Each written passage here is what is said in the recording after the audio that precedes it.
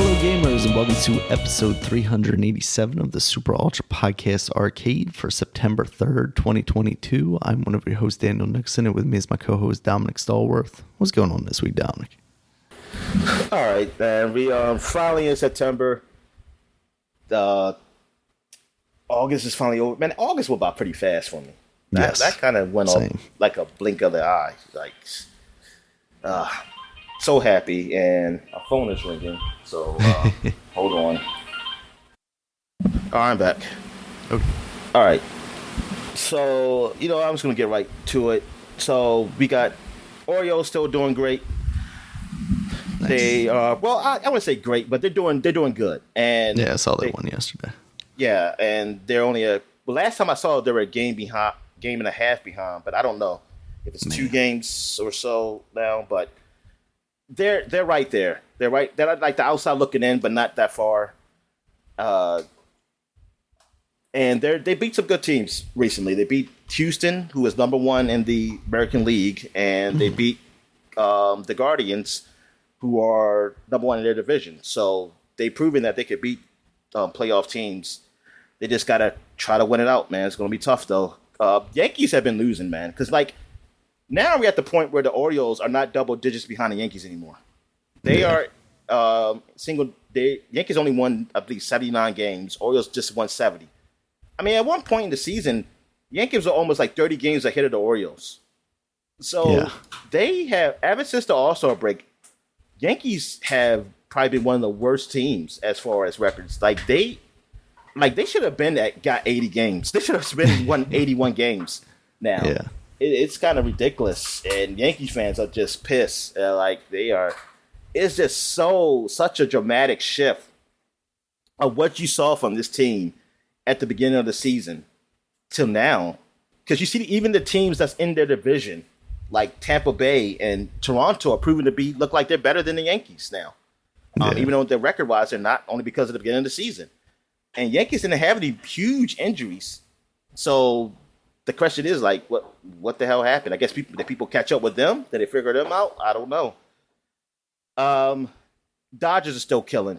I mean, Dodgers are just, they're loaded. They're so loaded that it's kind of hard to stop them. Even though they did lose the series, though, to the Mets. And I think the Mets won the overall series. So that could be a future, championship in the National League.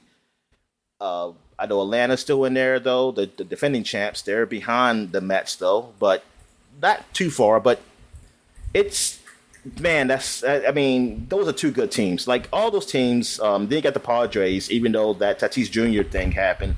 Yeah. Padres still a decent team. They might get to the playoffs. It's not a guarantee because there's still other teams fighting for that spot, too. But yeah, baseball, man, is coming out to wire. Maybe in September. This is the last month until the postseason, until the fall classic, and then they get rolling. NFL starts next week, so everybody's ready for that. College football starts today as of this podcast. Oh, man.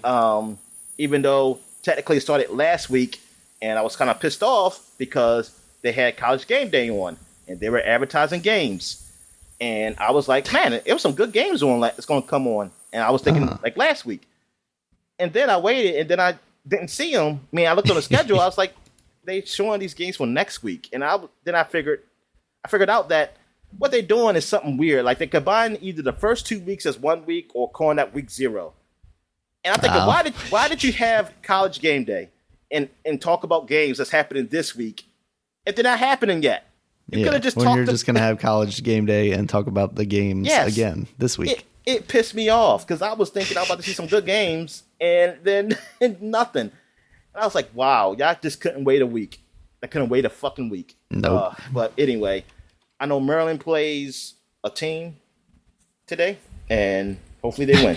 I don't know who they're playing against. Maryland versus who? Buffalo Bills. Bulls. They call them Buffalo Bulls. Okay. Buffalo Bulls. Yeah. So I guess Bill is the guy who's ride the Bulls. So, there you go. That's how they did it. What else is there? Well, it's some big games. You got Ohio State playing. Darn, who was it? Ohio State's playing a big team. House. Notre Dame. All right. Yes. Oh yeah. That's right. Okay. Yeah, I want them to lose Notre Dame because I don't like Catholics. But Irish Catholics, I don't like them. But I was joking. But no. But I am rooting for Ohio State. I know that's my friend's favorite team. Yeah. So that's it. Oh, yeah. I think about Ohio State. I think one of the kids who got paid, like they got paid the nil they call it. I forgot what that stood for. But because people getting you can get some sort of payment from things now in college, sports now, and I forgot how much he got paid, but he used all that money to buy suits for all his teammates, and I think it's like 120 people on the team in college, because like for suits for them to have when they go to games, because you're supposed to wear a suit before the games, and I think that pretty much comes out your own pocket, so not everybody has the same type of suit, but hey, he gave them money so everybody can have a suit. Like they didn't have to pay for themselves to have. Nice. And yeah, that's pretty good. That's pretty good. He was trying to tell him here, this is for job interviews because you ain't making it to the big leagues. All right. So what else is going on? Anything big happen else? I don't think so. So any big wrestling news happen? Not really. This weekend is kind of a big wrestling weekend. There's a WWE show that starts actually in like an hour because they're doing it overseas in Wales. Clash at the Castle. I talked a little bit about that in the past. They're doing that, and then tomorrow is going to be an NXT event as well as an AEW pay-per-view. So next week I'll probably talk about a lot of wrestling. All right, so I guess we get into what we were watching. So I guess you could go ahead and start with yours because I watched the other two shows you watched. Gotcha. So She-Hulk then, I guess. Oh shit! I keep thinking Hot D is another movie. Dang, I forget that means House of the Dragon. Okay, so I watched all the shows you watched. Okay. All right, so start with She-Hulk. Yeah, we'll start with She-Hulk because once again, like, there's not really a lot to talk about with it. It's just an enjoyable kind of short thing. This one, they do lean a little more into her talking to the camera a little bit and more of the courtroom drama bits.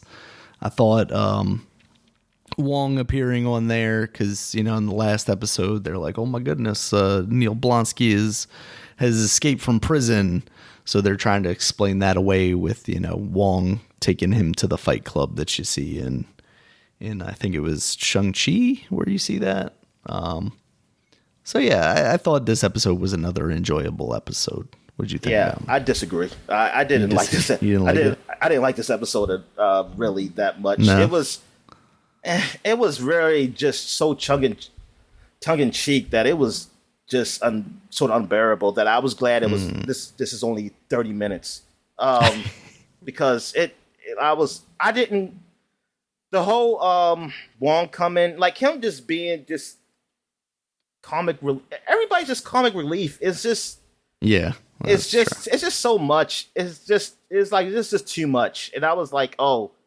Now he just over here like jokes and think, oh look, it's Megan Thee Stallion, and oh that's funny. And then a guy who's just misogynistic and stuff and doing things like, oh look, they making fun of him, look at him, and then oh look, they're putting tweets of stuff that's actually or things on social media that was actually there that people actually said, and they're making they have it on the show. It was just like, I don't know. I was like, man, it felt like a total waste. Like, I mean, the only thing I liked was the parole board that they were doing for Bolonsky. That was all right. I mean, I think that was fine. It's just with everything else, it just didn't do it for me. Like I said, gotcha. At this point, I'm only watching it. Well, I was only watching it because you and my friends are watching it. But other than that, it's not I'm not. It's all right. I mean, the first episodes I did like. This one is just like, okay, I'm getting what this is, and I'm not. I don't know. It's just not there. It's not there for me, man. Yeah. All right. So what'd you watch? All right. So I'm gonna start with Lord of the Rings here. Lord of the Rings: The Rings of Power. This started on Amazon this week with 2 episodes. I know you said you stopped halfway through or so the first episode, right?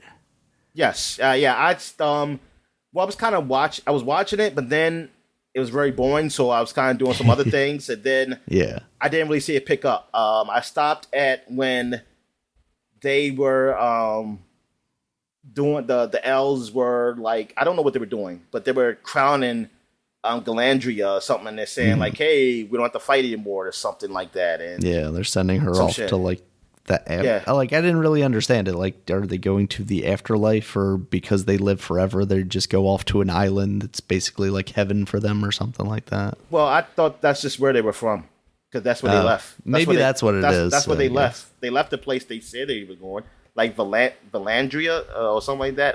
Yeah. I forgot. But it seemed like they were just going back. I mean, they were sending them back, and I was like, oh, okay.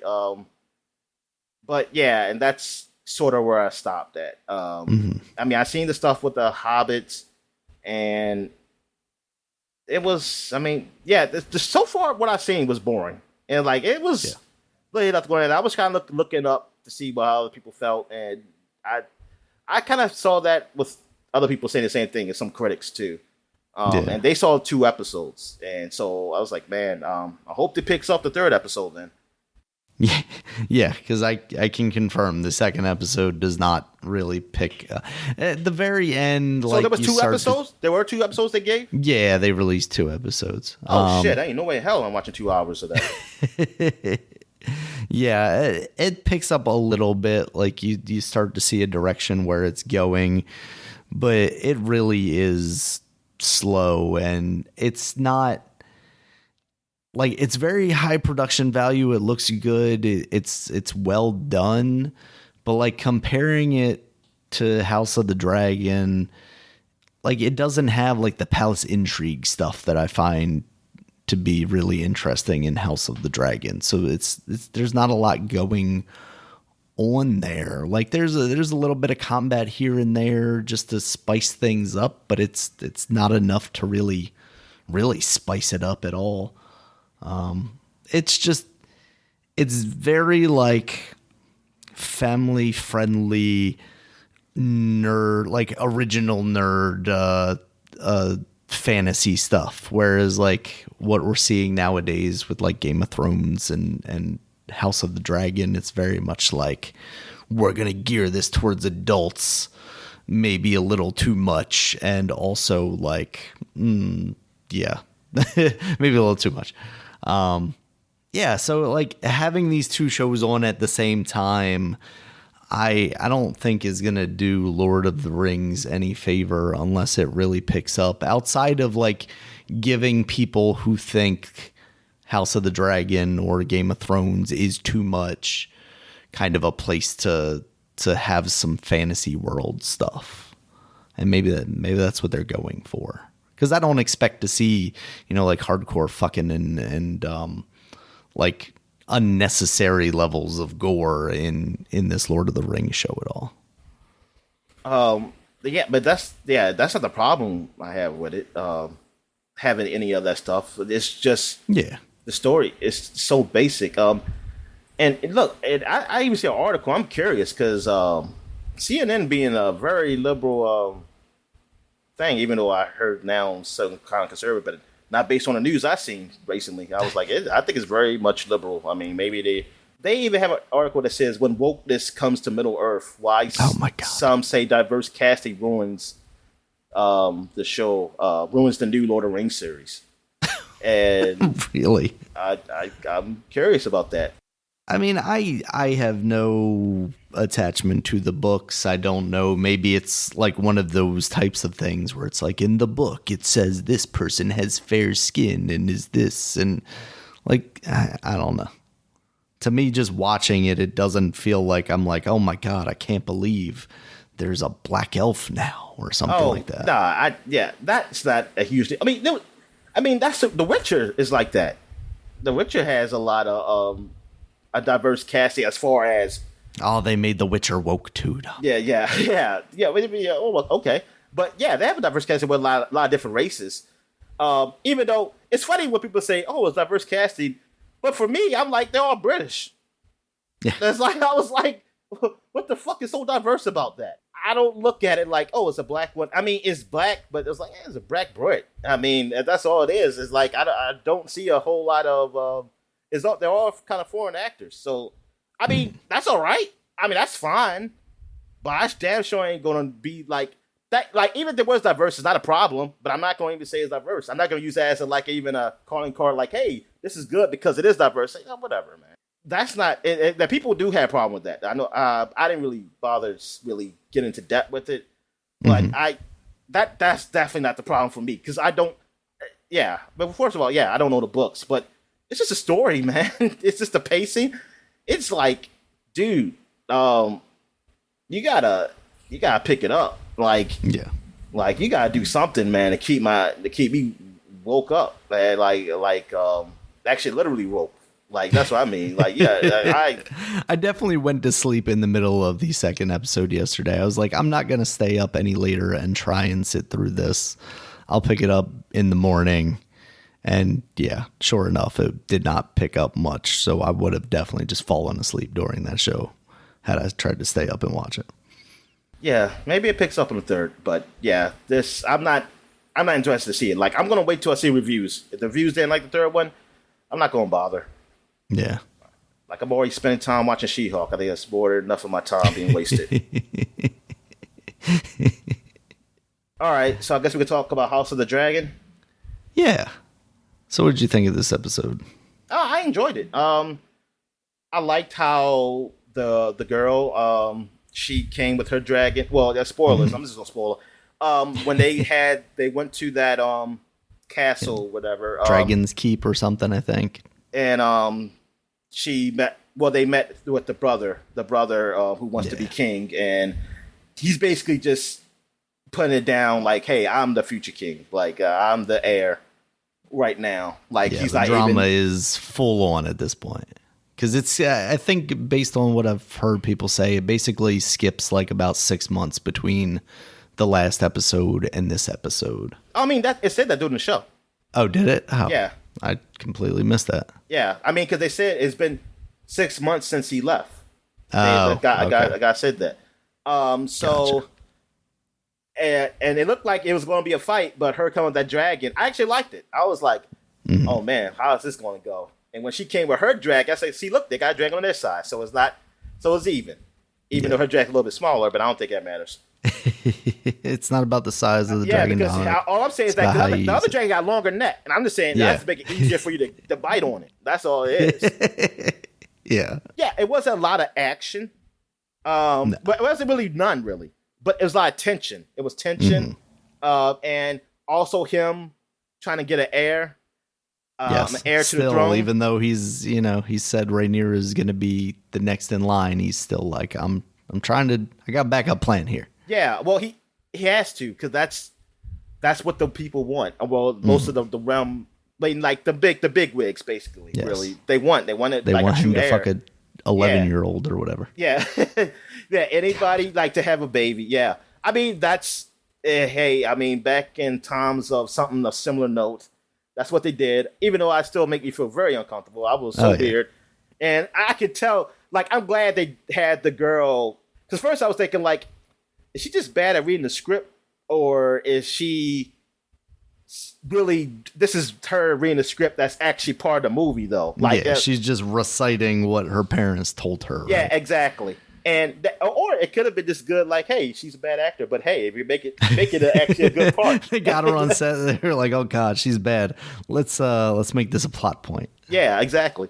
But yeah, and I like they said this is what your father said to tell me. Yep. Yeah, I'll just say, oh yeah, that definitely sounds like us. I can't believe she would just say that. And yeah, it just made it weird. But I knew you had to know it was coming when when the hand told his daughter to go with the king. Yeah, I knew that was coming, and or something was coming. I didn't know it was gonna be like he just bees with her, like just falls for her. But this is a interesting way to do it too. Like, he just, hey, I'm gonna be with her. I mean, I'm already comfortable with her, so if I'm gonna be with her, fine, might as well have her to help me with that. Bringing the kingdom together, keeping the kingdom together, and I mean, I know it's the daughter's upset because that's her friend. And like that's very awkward. But your new stepmom's your best friend. Yeah, and it kind of sucks because I don't get her being close to anybody else in that place except for her and somewhat her uncle, but the uncle's gone. Right. And now, and basically she's kind of opposing to help me, the kind of opposition now because her being the heir. Yeah. So now she has this woman who's going to be her stepmom, who was her best friend. It's like, I wonder how they do it. Like, is she going to feel alone, or will she still connect with her, or she's going to find someone else to connect with? Yeah, I wonder how that works. And basically, I know a father. I mean, I do like how they do with the father, with how even though he's of the traditional ways, he still loves his daughter. He still wants her. He doesn't want to be in opposition of her. Like, he doesn't want her to to dislike him or anything. But he knows. But like she even said, that the realm comes first. So it's sad that they can't just have her be the heir and they be fine with it. And if he finds love, he finds love. It just that happens. But this is politics. It's political. This is more than that. Which is it's still the same now. I mean, it's just different. It's a little different, but it's still the same. Everybody's playing the game. I mean, because look at all the couples that you see in politics. Oh yeah. Like what those look at each one does. So they just like, I fell in love with him. You're positioning yourself to. Yeah, but that's not to say that people don't love each other. No. But it's also not coincident that's the circles they're around either to have that. That is the person they end up liking. Yeah, absolutely. It's just that with this whole other thing with like for them to be okay with you could be my daughter. Not only that she is 11 or 12 or where the hell she was. Is that her cousin?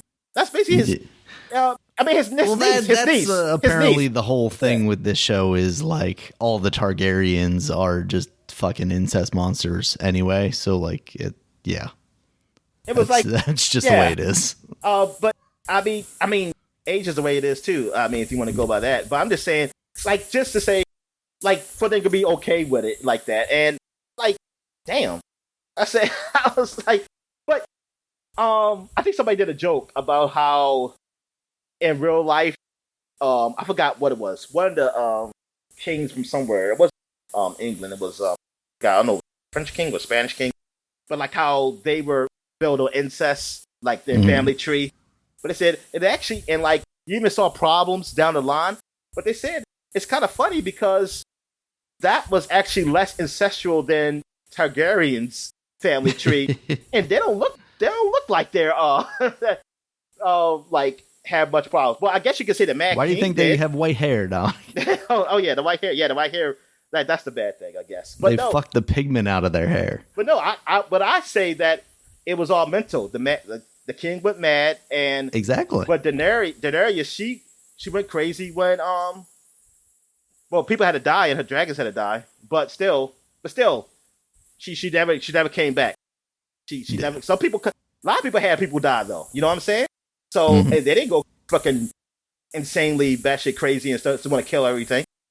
So, I guess you could say that could be it. But even though I just think that's just a story element, not so much of a genetic thing. But I'm enjoying the show. Like I'm really I want to see the next one. I'm gonna stick with this. I'm liking it a lot more as it seems like it's going on. But yeah, it's keeping my interest, and it's really showing like Lord of the Rings. Oh yeah, they did something with Lord of the Rings. They came out when Lord of the Rings came out. They put out a free episode on YouTube, the first episode, so anybody can see. Oh really? Yeah. Oh, wow. Almost like a big F you to them. I was like, you didn't have to do that. No, because this is like the most watched show ever on HBO Max or something like that. And I was just saying because Lord of the Rings was boring. Oh, you didn't have to do nothing. Just let that take itself down once people start talking about how boring it is. Yeah, you didn't have to do that. It was like you could have had people still go ahead and buy it. All right, so what else? I think that's it. That's all we watched then. Yeah. So I guess we had to what we playing. So what you been playing, man? All right, so I tried out the new game on Game Pass, Tinykin. I think I'd seen this in the past, kind of in passing, and didn't pay it much mind, but I've been listening to people on podcasts talk about it and talk about how it's very similar to Pikmin, and it is, but it's also a 3D platformer, which I don't think Pikmin is so much. It is. So I give it a try. It might be, you know, I honestly, like, playing this really made me like, am I missing something with Pikmin? Like, did I miss out there? Because I'm really liking this a lot. It has a very distinct art style to it. It's cartoony. I can't believe you didn't try it, because the way you did, you had dislike for it. I thought you actually played it or something. It's like, I don't know that I've ever said like I hate that game or anything. I didn't think you didn't say hate it off, but you definitely did, like, gave it an impression of like this of dislike though. It wasn't even like just kind of written off. I thought you played it. So that's what I was thinking, like, why are you just playing Tinykin? And I was like, but yeah, now I'm like, dude, you didn't even give that game a chance. No, I didn't, because at the time it was, you know, I'm not going to spend money on a game that I don't know if I'm. You didn't have money at the time. Like, exactly. I'm talking about later on. You should have got the other ones. They did, you know, they have come out on several different things. Yeah, so maybe one of these days I'll give it a chance. But right now, for the latest one for $60 still. Exactly, it's a Nintendo game, dog. Yeah. That's one of those things where I can't pick it up at like $15 and just never play it because it was $15. Even though the Wii U one, I mean, not the Wii U, the Wii remake one was cheaper when it came out. Yeah. All right. Yeah. So Tinykin, the art style is kind of cool. It's very weird because you're in these 3D environments, but your character is kind of flat, so he's always looking at the screen. So it's like this like flat cartoon character moving around this world. The art style didn't initially like impress me, but as I'm playing it, I like it a lot more. It's grown on me. It looks kind of like a Newgrounds, like a Java kind of old internet kind of thing. Gameplay wise, it's a really solid 3D platformer. They give you a little bar of soap to slide around on, because the idea is like you're from this different world. You find, I think, Earth, because you're finding like the origins of humanity. But when you teleport there, you are very tiny in the world. So you're running around these large human environments. So, almost like what it seems like in Pikmin. What's that? You're not human? I think you are. I think you're trying to discover like the origins of where humanity came from. You're from a different planet. So maybe you're not like human, but you know what I mean, right? Oh yeah. Like, yeah. You're human, but you're not from Earth, I guess. A Vulcan. How that makes sense. You're a Vulcan, yes. Yeah, so the mobility in it is very good. You have like a jump and glide. You put this bubble around you, and it seems like as you get more of this pollen that you're collecting around the world, you'll get more bubbles so you can float longer. And then, of course, the Pikmin aspect. There are different Tinykins that you can pick up. In the first 2 levels that I played, you get pink ones, which are like strength guys. They can pick stuff up. And then you get red ones, which you can throw at stuff and explode it. So with that, you're kind of moving big objects around the world.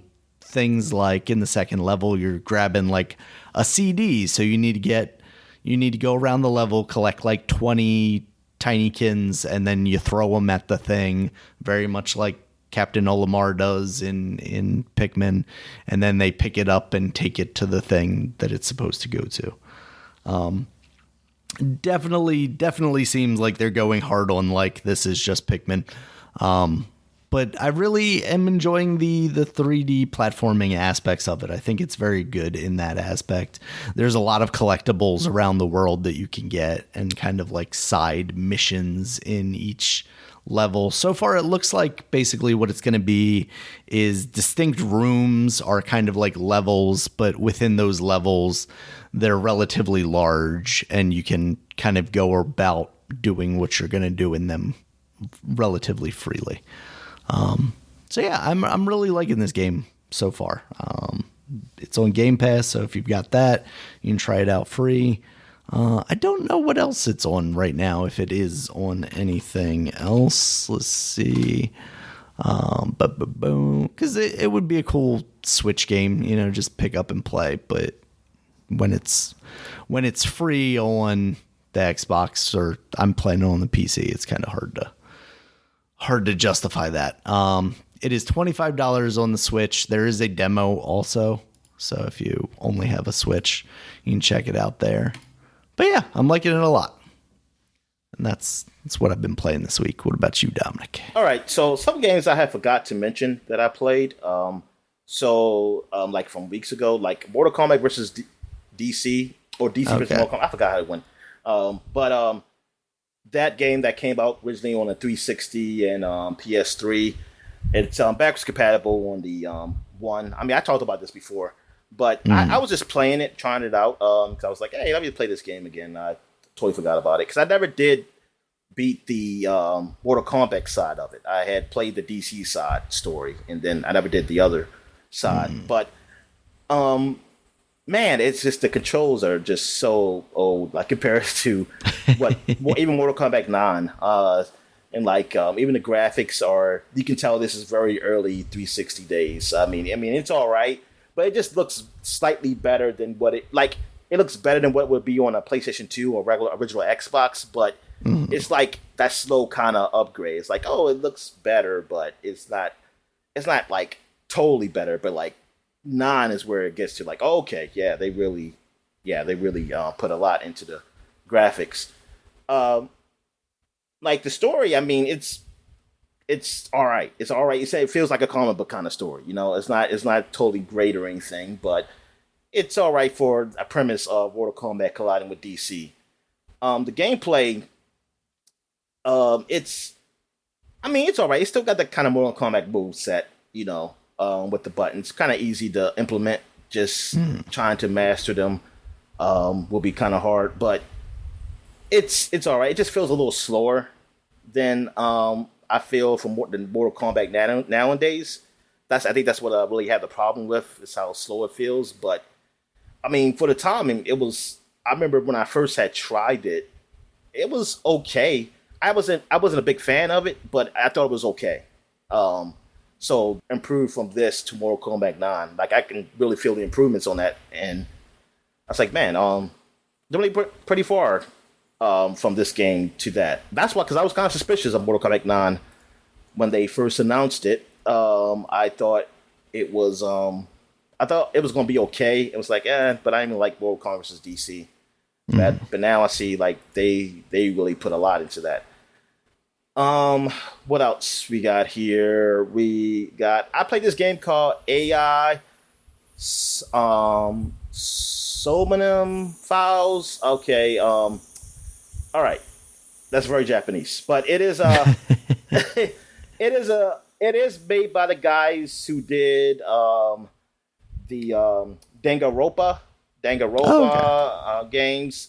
It feels like a very detective like game. So it kind of reminds me of somewhat like a Phoenix Wright kind of thing, but mixed with Danganronpa, which, I mean, those games are kind of similar in some way too, like you play as a detective, you have this AI eye. Like, you lost your eye in an incident that happened like 6 years ago, and now you got this AI embedded eye in you. Like, it's like it's a different eye color than your original eye. I forgot what your original eye is, and it talks to you, and it can do special things like you can do X-ray vision and things of that nature. I haven't used it a lot. Like, right now I'm still at the beginning stages of it, so I only used it doing a tutorial saying like, hey, look at this, you can see through, or you can zoom in somewhere with it. Like, I'm doing a murder case that somebody is suspected of murder, somebody who I know, a kid, but I know that she probably didn't do it, so I'm trying to find out. So that's why it reminds me of Phoenix Wright. It's like, oh yeah, you always get something like that. And then also you have memory loss. You only can remember up to 6 years ago, apparently, because something happened, and you don't know like your past from then. Like, people have to tell you, I guess.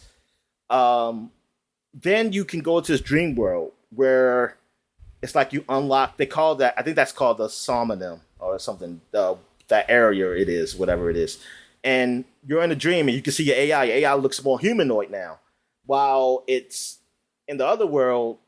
When you do see it, because one time your eye just pops out on its own, and it started having like a little body, like a little, like I'm trying to think what it looks like a little gel thing, almost like a flubber, but a see-through kind of flubber with the eyeball, like the eyeball is the big eye, and it looks kind of nasty. Gross. But yeah, and it's a woman, like it talks for it, but in the dream world, it looks like an actual girl or woman who's there, and she helps, like she's giving a tutorial of the dream world because you dream and then you're in your own mind and like unlocking like things in your mind, I guess, to help you remember your past, and like you touch things and you interact with certain items that's in the world. Because in this one, seemed like I was in a room, like maybe the apartment room or something like that. Maybe something where I was young. I'm not sure.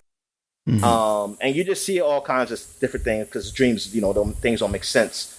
And it's like you're trying to unlock clues and things of that nature.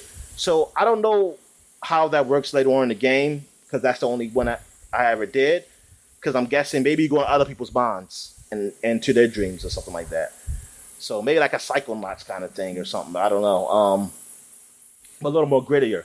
It is voice acting throughout this game, just like it was in Danganronpa. I mean, most of it. It's some parts you just read, but it's a lot of voice acting. Oh, and just like Zero, the other game I played, the what's it called, Zero Files or whatever it's called, the 999 Zero Escape. Yeah, 999. So it's because that's made by the same guys too. So yeah, it falls in that line. This game came out this year, I want to say. Because I was looking up games that were like what people had like for top games so far this year, and this came up, and I was like, oh, this is on Game Pass. I've seen that game, but I didn't bother clicking on it because it looked like some type of anime gibberish. And but now I know, I guess they must have a deal with Chunsoft because they got all those games up there, Microsoft. So I was like, oh, they must have had a deal with them to say, hey, we're gonna put your games up here. And hey, it's a game I actually like, so might play through it, even though I'm still technically playing through Zero Escape. I am, but on Zero Escape, I finished one of the endings, and now I'm trying to go back to do the good ending. But the only way to do the good ending was that I had to go through this ending, because I was thinking all I had to do was one playthrough. But I was like, oh, you sons of bitches. But they made it easy, though, that you can just load up a save at a certain point. So I loaded up where I have to change what I did, and that made it a whole lot easier. So I was like, oh, this is good. And it seemed like this has the same thing. It looked like it has different branches also in this game. Oh. So it might have. I didn't read about this game though. So I mean, I didn't read much about it to know all the what's in there. So I don't know if it might be different endings too. I'm not sure. But yeah, if you're into those games, those Chunsoft games, if you're into Danganronpa or Zero Escape, this is right up your alley. Or like Phoenix Wright or something. This is right up there, and it's all right. Cool. What else I play? I played some more Guardians of the Galaxy. It's feeling a little too long. I'm kind of almost hitting that wall like I did with Uncharted, where I was like, man, it can end now. Like the fights are becoming the same. It's becoming too much of the same thing now. It's not as fun. I mean, the fighting wasn't great, but now it's like, okay, I'm done shooting, whatever. It's like you can't avoid getting hit, and that's what pisses me off. It's like, darn, I can't dodge everything. It just gets so frustrating. Like I think I ended up putting a thing on easy, and because it has those what's it called, ease of life capabilities, whatever, quality of life stuff. Yeah. So they have it where you can put like, oh, you do more damage and you take less damage. Like you can move it, sliders around. So I was like, yeah, because I just want to get through this game now. Because hey, like I said, the story is all right. The story is it's pretty good. I mean, I actually like it. But I think it's getting a little long in the tooth there. With a lot of these combats going on, like If the game would have ended now, as I played it, I've been all right. I think somebody said the game was like 17 hours. I think that's a little too long. It should have been between 8 and 10, maybe. I think they could have cut out some of those hours. But I do appreciate that is no microtransactions. You can unlock all the costumes on your own if you find them. If you find them during the stages you in. So that's good. Just like what old games used to do. So I give them that. I mean, I shouldn't even be giving anything for that. I mean, I only give them that because Avengers was such the opposite of what this game is. All right, so also I played Fortnite about 2 weeks ago, and nice. I played I think I played one match. Yeah, I think I played one match. Oh, and also, well, I'll talk about the match first. Like a normal Fortnite match, and I actually won. I was a little surprised that I won, but I found some good weapons, and I actually did. Did I do the I'm trying to think. Oh yeah, I found the Kamehameha like doing the stage, and I did it on somebody. And as slow as she powered up, I thought I was going to die because I was like, "This guy's going to shoot me." And then, but I got him. I was like, "Oh yay, I got him." I'm glad he can't shoot. And yeah, like someone was trying to snipe me, and luckily I had a better gun than he did because I could aim from longer distance and got him. And then near the end, that's when like when the stage was closing in, I was, oh my God, I was watching because I was about to die because I was like, man, I'm too far away from the center. But then that's when I started really building stuff. I built myself a shit and said, hopefully so you're not playing the no build mode, huh? Oh no. Okay. I'm playing the normal mode. And gotcha. So I build like a shed for I can be in while I say hopefully they kill each other or something while I'll be in the shed until the stage gets smaller, then I have to get out. And then I think I found the one guy left and got him. And yeah, and then I won. I said, oh my goodness, I can't believe I actually won, man. I say, yeah, I beat all these 10-year-olds. There you go. Then I tried out some of the custom stages where people, I think they kind of build their own. And I don't know if it's like they really build their own, but they just set it up. They set up like what they want to do. This was like a horde mode where you're shooting a whole lot of zombies. And I was playing this with some people. And I mean, it's fun. It's fun doing that. Just walk around. And like, it was really, like, if you die, all you do is respawn and you just keep playing. Yeah. And like, yeah, it was just cool shooting around a bit. I have this all recorded and everything. And there's a lot of different modes in there. And like, this game is just so much bigger than what it was when I initially played it and when it first came out. They have done a lot to this game. And just that all the characters that you can be in this game is just ridiculous. And I'm just I forgot what the kids would call it. I'm the NPC. I'm an NPC, I guess, because I'm cool just a normal god. Yeah, I don't have no skin or nothing because I didn't get enough Koopa coins or whatever the hell the fuck we call it in this game. I played some more Multiverse. I played right now. The rotation is Scrappy. I said Scrappy. Shaggy and Harley Quinn and some others. That's the only ones I really know. I know because I didn't look at everybody. But I played with Harley Quinn a bit. I did like her. I like her character. I played with Superman a few times. I was playing a good match with somebody. I'm one guy. We just stayed partnered off for a bit until we didn't. Until I left and I said I was tired. Actually, I don't know who left first, honestly, because I think it just said lost. But I was like, I was about to get off anyway. But yeah, I mean, we were all right. I mean, we weren't great or anything. I think we won like one match. Not just a match. I mean, like, I guess 2 out of 3 matches. The other ones we lost through getting our asses kicked. But yeah, I mean, the game's still fun. I mean, I'm still having fun with this game. And I like, you know what? I give it to this game for the dialogue they have with this game. The banter, because they say specific things to certain characters. Because when I was playing with Harley Quinn and Shaggy, like I was training with Harley Quinn, and you know, Shaggy is the default guy you have in there, unless you change it. He was like, "Oh God, you're a horrible doctor." He's like, "You're a horrible doctor," and I was like, "Oh wow, they actually have him like actually say something relatable to what the character is," and I think they do that for everybody. Like they'll say something relatable to it. I forget. I mean, I hear some things, but it never sticks with my mind. But I hear something that's like, okay, that relates. I hear Superman say something to somebody and that kind of relates to what they are. And I said, that's pretty cool that they have that. That's like that's yeah.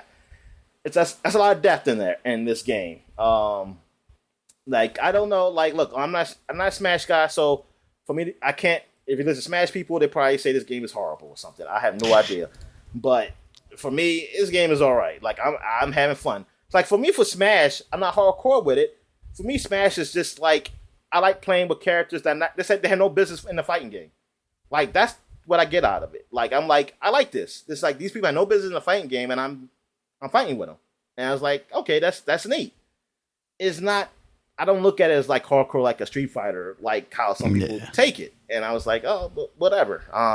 But then again, I mean, I'm also don't take a lot of games too seriously anyway nowadays because I'm older and it's like this life's too short, and I just want to have fun. That's all with these games. All right, and I don't want to get blood pressure too up. I can't let my blood pressure get too high, so that's why I don't take it too seriously. All right, so what else have I played? I did try out the new Cowabunga Collection, the Ninja Turtles.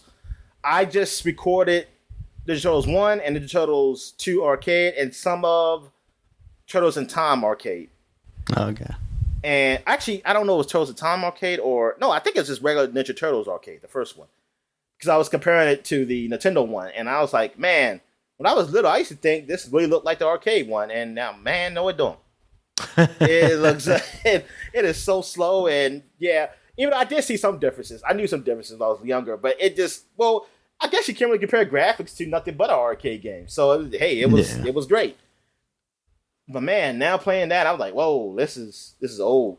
Like, this is old. Like, I need to, stick with the arcade game. The arcade game is old, but it still holds up. Like, it's still, because it still feels faster. And I think they made some improvements on that too, themselves. But the Nintendo one feels so slow. Feels so slow compared to the arcade. And it seems like I get a lot of cheap shots more, man, than I probably should. And like, I was like, darn, these foot soldiers are definitely getting me. Hits on me, man.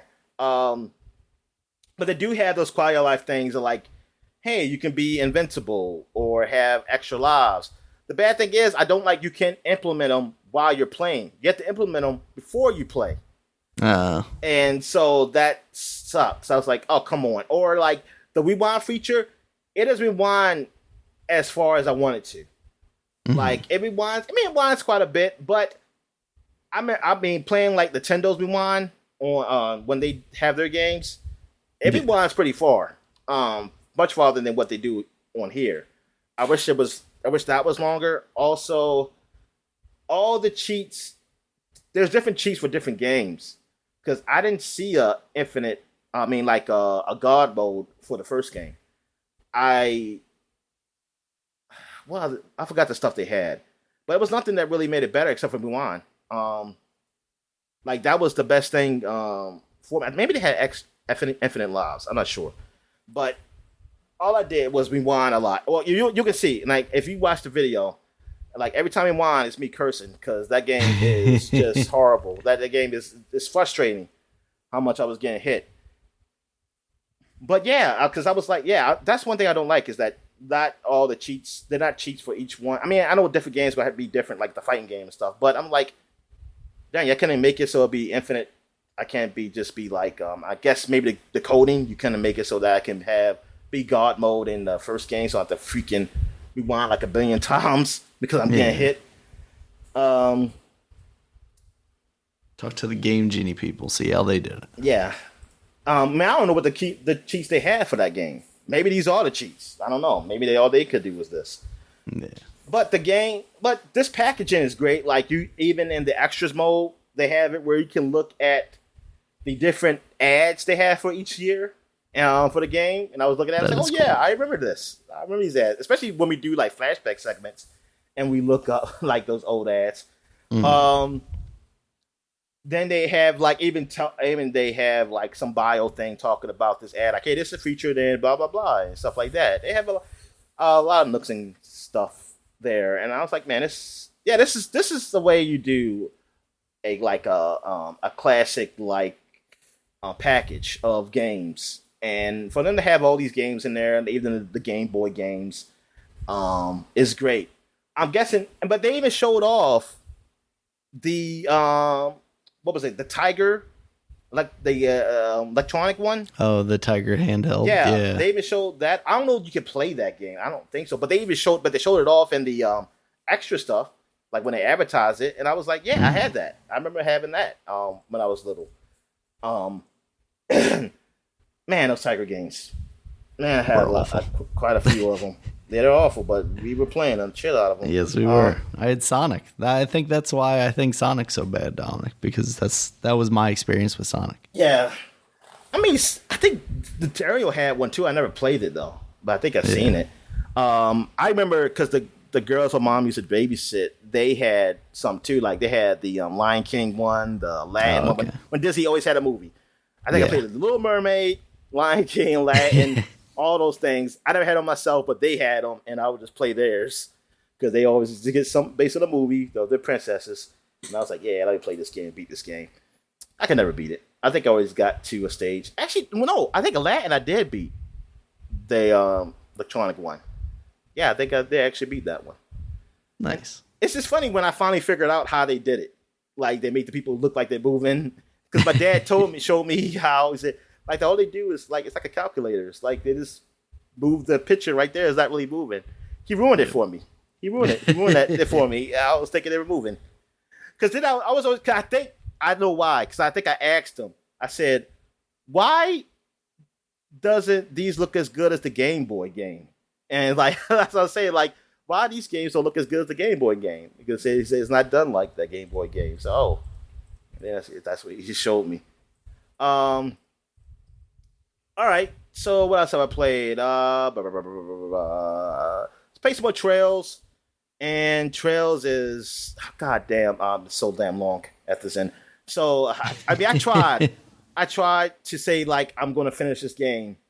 And then I was like, man, I need to do some work or need to do something else. Something like that. And then I just don't finish it. Or then I say I'm gonna finish it tonight. But then I just feel kind of tired. I'm like, I'm going up to my room. And usually, like, that's when I'll be playing, like, Guardians of the Galaxy is, like, at night. Because I'll be up in my room, and I play it on my Xbox. And because my computer, like I said, I had trouble with the streaming with my computer downstairs. I just played on my Xbox upstairs, the streaming stuff. Usually that'd be at night, and I'll play it. But I wish I can play Trails upstairs, because I probably would finish the game by now. But yeah, I'm still doing like the last bit of side missions before I go on to this main last mission. And I think I've done the big one. Actually, no, I'm not done because after I've done these two side missions, something else came up big because after doing those missions. But I do like that because of these two side missions I did. You played with the old characters. That was from Trails in the Sky in one mission. You played with them. And then you played in another side mission, you played with the characters from Trails of Zero, whatever, the one that happened in Crossbow that's coming out with the remake soon. That was on the PSP. So it was like cool, like you're playing with these characters. So it's almost like a reunion for those characters. Cause like, yeah, you're playing with them. And I mean, you would have like a character, like a few characters from the game Trails of Cold Steel will be with them because they're kind of connected to their story. And it was good. Like I actually like how they did that to make it like, yep, this is the last time you were playing with these guys, and it was like a reunion, almost like a thing saying reunion with these old characters. It's like pretty sad. Like damn, man, I spent like how many years with this series? Whatever Buchin Cat told us about it. Yeah, I don't know. Was it 2015? Maybe I don't know. It was 2010, but Jesus, I've been with this series for a while. And that was kind of, it's not really coming to an end, but what kind of the story is, I mean, because the story is coming to an end, because I think the next one is just like a whole new thing. But yeah, I'm like, man, this is a good series. This is a good series. And for them to keep it going for this long is incredible. All right. Yeah, and that's it. So I guess we'll take a quick break. When we get back, we'll get to the flashback segment. All right. And we're back. And now we're flashbacking to 2012. So it's September, new month in 2012. And I'm on 2002 right now. So I should need to go 2012 because you got it backwards. All right. So we're going back 10 years to look at Game Informer, and they got the Army of Two Devil's Cartel on the front. It's a nice cover. It's a nice cover. I don't know how good the game was though, but I did enjoy the first one. Say middling 70s. Yeah. Well, the first game kind of felt that way, honestly, to me. Yeah. That series in general is it feels like is the epitome of a 70. Yeah, and I mean, I did like the co-op with it. The whole I don't know what they call it when you went to, or you're aggro or something like that, and then aggro. Yeah. Then you go back to back. Back to back. Yeah, I like doing the back to back. Or when you're on the front, like someone's on the bottom, like holding up the shield, and the other one person shooting up, and it's like, that was pretty cool. I remember we doing that in Army of Two. I remember me and my friend in Horde mode of Gears, we try to do that. When you hold the shield, the Mauler shield, and do that, just do that. So we got killed. We just got killed. It didn't work. They didn't implement it. They didn't implement that kind of thing into the game, so they need to. Looks like this only got like 50s, so great. No, yeah. I thought this was like pretty bad. I thought this was like worse than the other ones. Yeah, all right. 54 for the Xbox on Metacritic and 58 for the PS3 version. But they got the this is like a co-op issue. The top 30 co-op games of all time. What's coming up in co-op? There's probably a whole bunch of like maybe Lego games or something like that in that issue. Games you can't play online. 28 Lego games, a Gears game, and then something else. All right. So what we got next here? We got for PC Gamer 2012. Oh, look at this nice cover. We played it. StarCraft 2 Heart of Swarm. I got it and still haven't played it. It's a shame. I have this game. It's ridiculous. So yeah, this is the game where you play as the Swarm. I mean the Zergs. They're not to call it Swarm. The Swarm is that the Gears? Is that the Gears new villains called, right? The Swarm. There is that that might be what the new ones are called. That's what I said. The new ones. The Swarm Gears. Let me make sure. Yes, the Swarm. Yeah, stupid ass name. Stupid ass name. They're the fucking locusts. Locust Swarm. I mean, what the hell? It's like, what are you doing? All right. Anyway. Yeah. It's just logical, dog. They nailed it. Okay, but yes, I think this was rated all right. I know it wasn't bad, but I don't know because they actually for the single player stuff in the first game, it was like people didn't really. They said it wasn't that great. I mean, as far as story, anyway, I think gameplay was all right. I don't know if the story got better with this one because honestly, I never played it. So, but still, StarCraft 2 was a huge deal, man. So, like, you were getting this one, and then you had the not the Zerg. I'm sorry, the Protoss. The Protoss. That's what they call it. Protoss. Yeah. And the next one. All right. So it says every new unit dissected. Blizzard plus Day 9. Talk new tactics. I don't know what Day 9 is. That developer? I don't know. Maybe. Also, Insanity. Far Cry 3. Oh, yeah, the definition of insanity. That trailer. The rebirth of the single-player FPS, Daniel. The rebirth. And it's been rebirthed in ever since. Because it's been the same game since this one. What else we have? Why Torchlight 2 is better than Diablo 3. Damn. Apparently, Day 9 is an esports commentator. Oh, okay.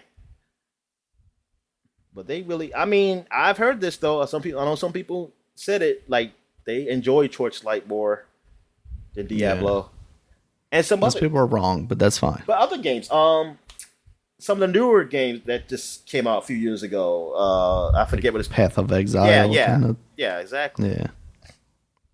But now Diablo 4 is about to come on. Let's see what that does. All right. Plus, Total War Rome 2, Diablo 3, Max Payne 3, Civilization 5, and DayZ, and it's still going technically. I still see it up there on Twitch. Somebody's streaming it. What we got here? Nintendo Power. We got Super Mario Sunshine on the front. So yeah, they're showing us all. This was a huge deal. I mean, this is like the first. I mean, this is the first big Mario single player game on the GameCube.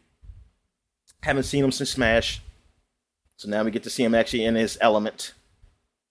In his element in short sleeves. Yeah. But actually, no, beachy look. He cuffed it. It looked like he cuffed it. It looked like he pushed it up. Maybe he did. Makes sense. That's why he doesn't have shorts on. Maybe it is shorts. I mean, it's kind of in this image. It kind of looks like it's pushed up. Yeah. I mean, Peach had short sleeves, so I feel like they were planning for a tropical adventure. Yeah.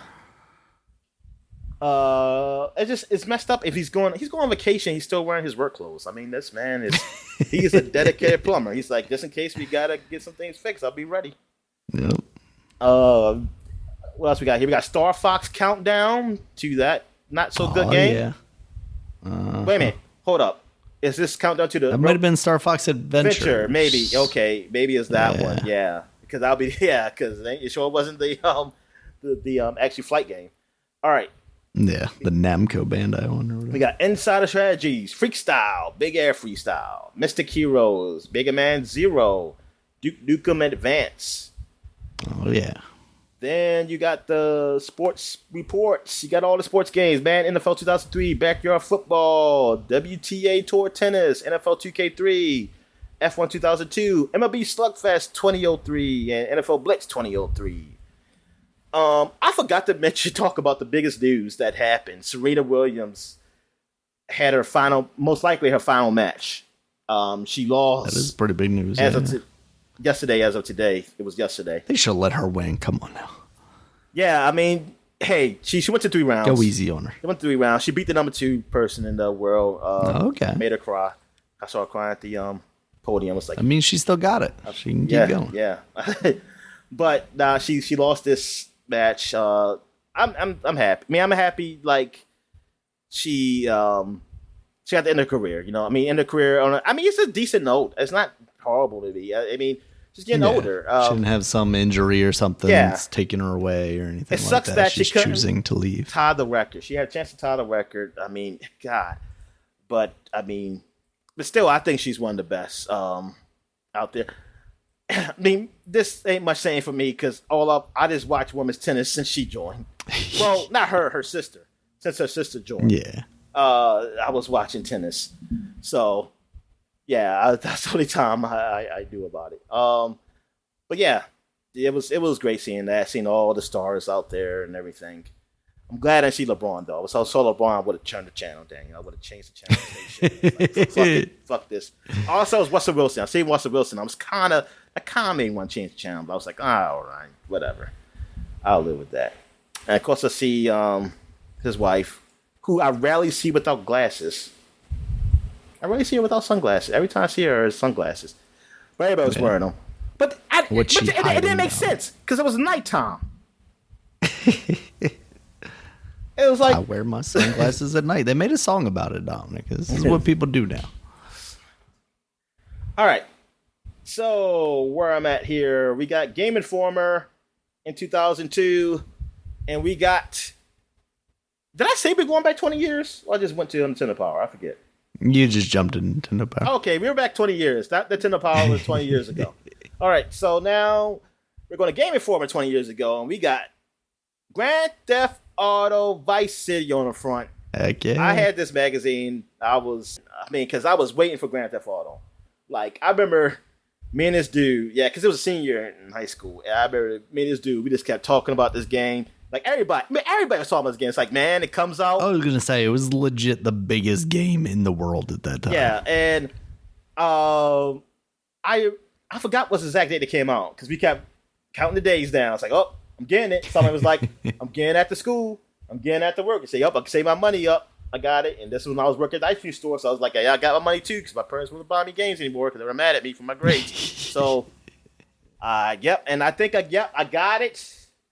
It came on Tuesday, and I went I went there, got it, because I said hi to my boss, because it was at the same ball, and then I went there, got the game, went back home, played the shit out of it all night.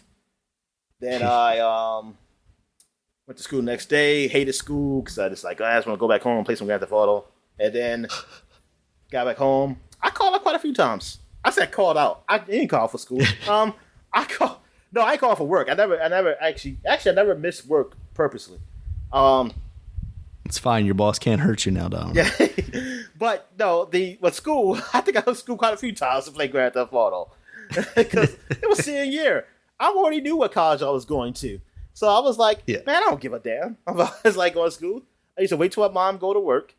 And like, I would, because usually I leave before she does. I was supposed to. Mm-hmm. So what I would do is that I would go, get on the bus, ride it to some point, get on the bus to come back home. And then I will come back home. I will come through the basement door and walk slowly just to make sure I hear her.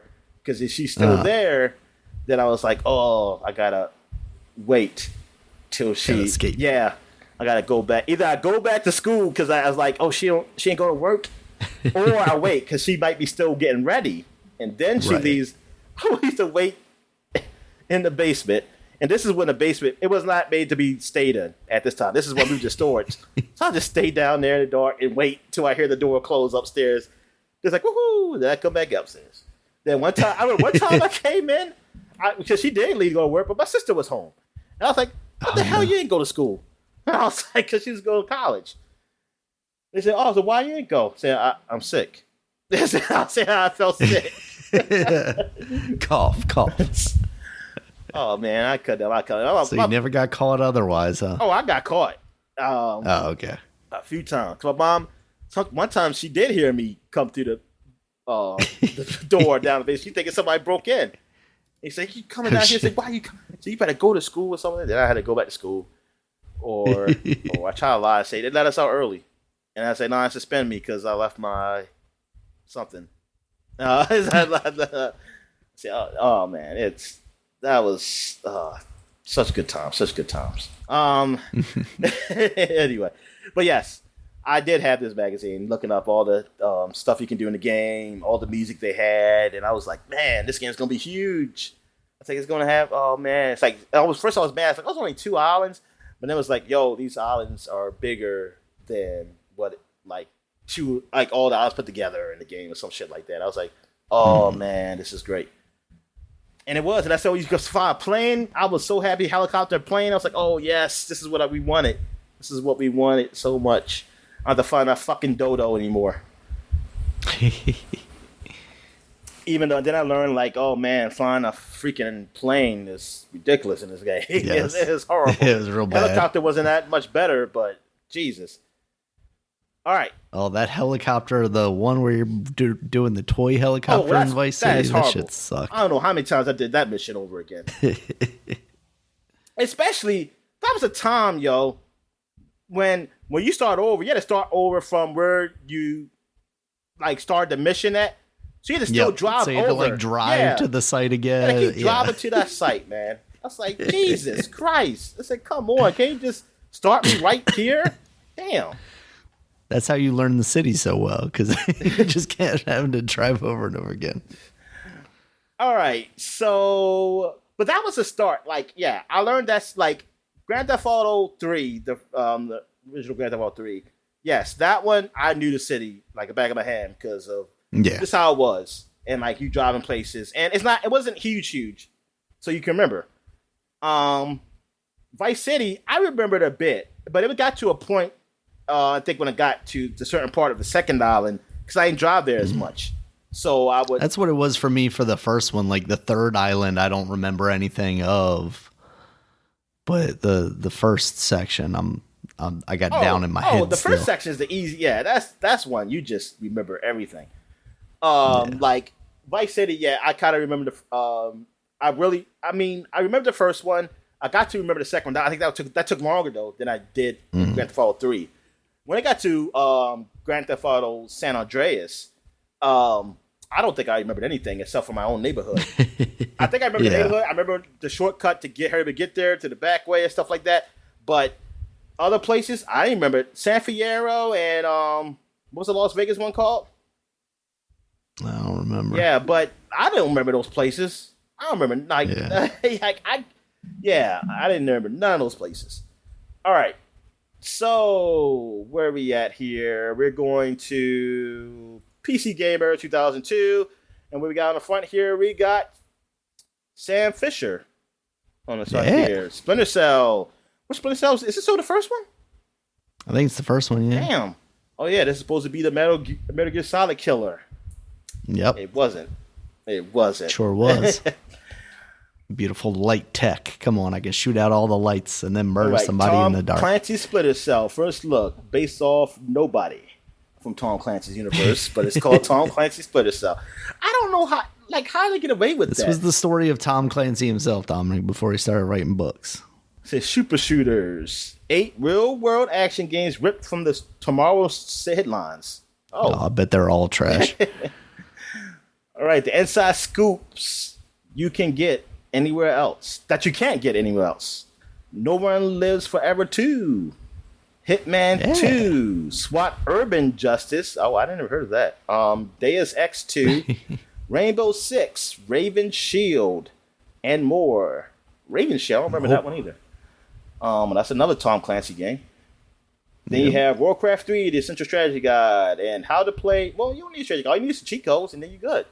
How to play new games on your old PC. Oh, they teach you how to steal. New hardware. Guess I'm going to download some RAM. Yeah. Also, review Neverwinter Nights. Absolutely amazing. Well, they just spoiled it, Daniel. They spoiled the review. They did. I didn't need to buy that magazine. I saw Age that of on Wonders the stand. 2, I was like, fantastic. all right. And gore, oh dear. I'm guessing that means it's bad. Or it's very gory. I don't know. I was going to say, there's just a lot of gore, that's all. Inside EverQuest 2. And previews, Madden 2003 plus Combat Flight Sim 3. Madden still coming on the PC.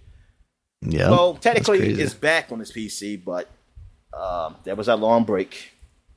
Mm-hmm. The PC people call those the dark times. They're the dark times. No, the PC people call it the dark times now that it's back. Oh yeah, that too. Yeah, like, oh god, Madden's on here. Why do you need football on Steam? All right. So what else we have here? We got the official Xbox magazine in 2002, and we got Unreal Online is here, baby, for the Xbox. It says online is Dominic. Unreal. I don't think that's an Ethernet cord. I think that's a phone jack. But you can't. That's an RJ11 right there. But you can't use a phone jack in an Xbox. Yeah, you couldn't on the Xbox. Yeah, so maybe it is an RJ45. They look similar. If we were making Halo 2, they talk about, I guess, warning completely doctored screenshots. Okay. I guess they just telling what they do with Halo 2. Okay. But I would make it cooler and better. But this is kind of a big deal. Unreal coming to Xbox. Like, this is really showing how they're getting big on online. And I was jealous. I was jelly because I had a PlayStation 2, and I didn't want to buy a modem, and they didn't have Unreal anyway. So I was like, man, this sucks. I said, Xbox still sucks. Unreal did look really cool. It's like, fuck you, Bill Gates. All right, so only on Xbox, Unreal Championship. First look at online play. Free poster. Oh, yeah, get a poster. Exclusive gameplay movies on the disc. Oh, yeah, on the demo disc. Yeah, demo discs. And you got A Legend Returns. Oh, Ninja Gaiden. That hard-ass game. But I did like that monster in her butt when I used to always see in that preview. They always show that monster's butt preview, man. I just remember seeing that all the time. A Hero is Born. Psychonauts, baby, is coming. It's mind-blowing. And I can't see this stuff because of the damn address. But they did blurt it out, so we can't go find them and go murder them for doing this to us. But I see something with Halo down here. But I guess that's the maybe that's the doctored screenshot they're talking about. Yeah, I think that's the doctored screenshots, though. Because it looks like Halo 1 stuff. All right. Yes, it does. So, uncensored, triple Xbox. So here we go. Grand Theft Auto 3 was just the beginning. I want this issue. I want to know what they're talking about here. Yeah, they thought there was... Well, yeah, what game they thought they had? Like, yeah, we own Grand Theft Auto 3. We're good. BMX Triple X. All right. So, that is it for 2002. And we got one mag for 1992. And it's Felix the Cat. That great cat from back in the 50s or something. I don't know what the hell this shit was. Something like that. The 20s. Yeah, exactly. It's probably fucking World War II, World War III, I said three, World War I. World War One. So he was Archduke Ferdinand's favorite cartoon cat. Now the thing is, even around this time, there was a Phineas and Cat cartoon that was new. It was a movie that was on Disney Channel. I don't think it ever came in theaters or anything. It probably was a made for Disney kind of thing. But that came out because that's where I knew him from, and I didn't even realize. Oh, this is like some old black and white cartoon, like Betty Boop or something like that, or Betty Bop, whatever her name is. So what we got here? Groundbreakers for fall. Out of this world, Muhammad Ali and NHL PA hockey 93. What's this? NHL Pennsylvania hockey? Or yes. NFL Players Association hockey? Maybe that's what it is. Why Player Association? They gotta say, "Oh, we got real players. We got the names on here." Yep. But the Muhammad Ali thing, and Gretzky. I didn't know Muhammad Ali was in the game back in. I thought his first parents was Knockout Kings. But anyway, it was him and their hockey game, Muhammad Ali's hockey. All right, special horror and gore section just in time for Halloween. Woo! I mean, they didn't really give us scary graphics back in 1992, though. Goodness. So I don't know what the hell it was. All right, here we go. Radio. Felix the Cat makes his way to video. Is that his catchphrase? You know, I gotta watch a Felix the Cat cartoon. Radio. Because I don't remember the one I seen back when I was a little kid. That one. So I don't know what the hell he did. I knew he had a fun bag. Oh, your daughter's having fun back there. Yeah, apparently. Also in this issue, what makes Capcom Street Fighter 2 such a champion? Yes, I now remember this magazine. I was reading that section a billion times because I wanted Street Fighter so bad, and I could not wait. All right, so that is it for the flashback segment. Yes, we had no games. There was really no games coming out the first week of September. These 2 weeks, so I mean, well, between 2012 and 2002. So we'll have the games next week because this is when the fall comes and we're going to get games start heating up. We're going to start getting a lot of games to talk about. So now we're going to take a quick break. When we get back and get to the gaming news. All right. And we're back. Now let's get into the gaming news. So what we got, Dan? All right, Dominic. So first up, there was an interview that went around with Phil Spencer. He basically confirmed, oh yeah, we've got intentions to put Call of Duty and Overwatch and Diablo on Game Pass as soon as we complete this merger or buyout or whatever you want to call it, acquisition, I guess. Like that's a given, right? Like we all knew that. I don't he like also it. Confirmed, I don't like it because I think it needs to be equal. Now, I mean, I like that it's on every they're gonna let it be still multi-platform. That's good for everybody. Yes, they are gonna release it on PlayStation stuff. I think they should have made a deal on PlayStation saying, well, you have to give something up too. Like, you got to get that deal. You have to void that deal wherever you got with Square Enix and let us have Final Fantasy. Or one of their They already stole Kojima from Sony. Come on. Or what more can they take? See, that was the other one, but they already got it. Okay, but yep. Or they can like you said, some first party games. So you gotta let us have one of them. See, then we will talk. Then we can talk. Yes, Uncharted on Xbox. I hope they did. I mean, I've said it before, but like I'm shocked that they're not just like, yo, you can have these games, but they're going to be available through Game Pass, and you got to put Game Pass on your system. And maybe that is a thing that happens, but I highly doubt it, unless Microsoft is willing to like give them a cut or something like that, you know. Which I don't know if they'd be willing to do. But that could be interesting. I really just want Game Pass. Give me Game Pass on the Switch. But I guess that's what Steam Deck is now, right? Like if you get a Steam Deck, you don't really need that because there are ways to play those games there. So, Nintendo. Do you have this in the news?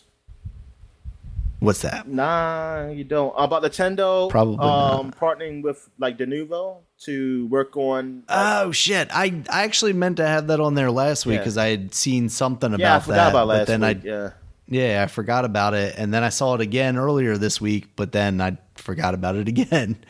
Yeah, like what the fuck, man? What's up with that? Because of people like you encouraging people to steal, Daniel. I don't know what you're talking about. But yeah, but people not on the Nintendo Switch because they'll ban you. I don't encourage it on that. No, but people, you know, the emulation world has been emulating the Switch doing pretty good job with it. like having or even be better than what the games play on the Switch. I mean, they're not perfect, but heck, I mean, it's been good enough. If you got a good enough PC to play it, they work. And even it all depends on what game it is and how it's emulated. Because some games, some people are telling me on like even lower end ones. I mean, like not lower end, but like you don't have to have a 1070. You can. Some people say they have like a 960 and was playing something. Nice. But yeah, so they part of the Denuvo. It seems like they're going to at least try to quell that, I guess, because there's not a lot of people who just stealing and playing games on the Switch. That's not as big. I mean, it happens, but every system has that. But it's just all been how many people doing it. Yeah, but you really got to have like one of the earlier Switches. Exactly. That was like hardware broken. Yeah, basically, it's a lot harder to do that. Chips. It's a lot harder to get that done than this. Like, it's a lot riskier too, right? Because then you're using like your Nintendo account and stuff like that. So yeah, so they are. So it's not definitely not for that reason. It's definitely got to be for this. That's the only reason I would think, because it's what nobody else. I don't hear people talk about like, oh, I'm just copying carts and giving it to people. So but now people are wondering because like the whole thing with the Denuvo is that people have problems. Like it causes problems for just regular folks who buy the game. Yep. You telling me games are going to run even worse on the Switch now? Yeah, that's what I'm saying. It's like, they run bad enough. So what are you doing? And here's the Switch 2. It's the only way to counterbalance the power that Denuvo is taking from your system. And what does Denuvo? What kind of frankly anti-piracy thing are they doing? Is it going to like? What if I don't play online or something? Like, is it something that had to just be checked online or something, or what? Like, how are you going to implement this? Yeah, that's kind of crazy because I didn't even think about that. Reading the stuff is like, that's always been a PC thing, right? Yeah. It's not like you hear about like Denuvo on these Xbox games. Yeah, exactly. So wow, that's crazy. And then also, is it going to be what games are it? Is it just the first party games, Nintendo, or is this going to be a lot of the other games too, or do you have to be part of it? Is it going to be like, hey, this is part of our system or something? You got to put oh god, what if it's just built into like the firmware going forward or something? Yeah, like that? Exactly. It's like the only way for these games to run is by checking against this Denuvo software on your. Yeah, and that's I wonder. And you said like the internet thing, like a lot of the appeal of the Switch is that it's portable, but you aren't always on an internet connection. No. So how's that going to affect my ability to play the games that I'm buying? Denuvo sucks, Dominic. just hot take, Denuvo sucks. I mean, yeah, there's got to be other ways. I mean, plus I just want to know what the sales lost. Like what?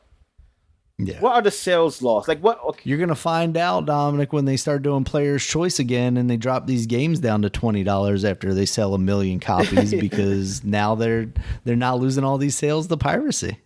They were losing so much money to piracy that they just couldn't financially do it anymore. Yeah, that was the reason. But now they can do it. Yeah. Oh man. Boo-hoo Nintendo. Yeah. All right, so what else we got, man? All right, Dominic. Next up, we got Shovel Knight Dig. That is the roguelike Shovel Knight game that's coming out. We got a release date for it now, along with a new trailer that's coming out September 23rd. So at the end of this month. It's going to be $25. It's going to be available on the Switch and the PC initially. And, yeah. Oh, yeah. I'm excited for it. It looks good. Yeah, because I just beat the original game. I did not play none of the, I don't know what you call expansions. But DLC or add-on. Yeah. I mean, additional not campaigns. that I don't. I just never went back. I mean, I like the game. So... I mean, I'm happy it's out there. Now, how does it look? Like, does it look like Shovel Knight or does it look like Super Nintendo Shovel Knight? It looks like I guess you could say maybe Super Nintendo Shovel Knight. It looks a little more advanced, I will say. Okay, I appreciate that then. Yeah. I appreciate because I did see like a screenshot and I was like, that looks a little better, but I don't know. I don't know. It does look a little bit better because there was something about his character model that felt off to me, like he looks a little shorter or something. But I think that's part of it. The mushroom, he's a little more detailed. Maybe not. Yeah, because it definitely looks like you get different powers and stuff. But yeah, I like Shovel Knight a lot, so I'm excited to see what they do with this. The pocket puzzle one or whatever that came out, like I didn't even realize it came out and then forgot it came out and didn't really interest me all that much. But if we're getting back into more action-y platforming stuff, I'm excited about it again. All right, Dominic. Next up, we got some news from Quantic Dream. They've just been acquired by NetEase. What? Everybody's getting acquired, Dominic. NetEase? What is that? Maybe NetEase can... what is NetEase? Is that another one of Are you pronouncing it wrong? Is it Natty Bow? No, okay.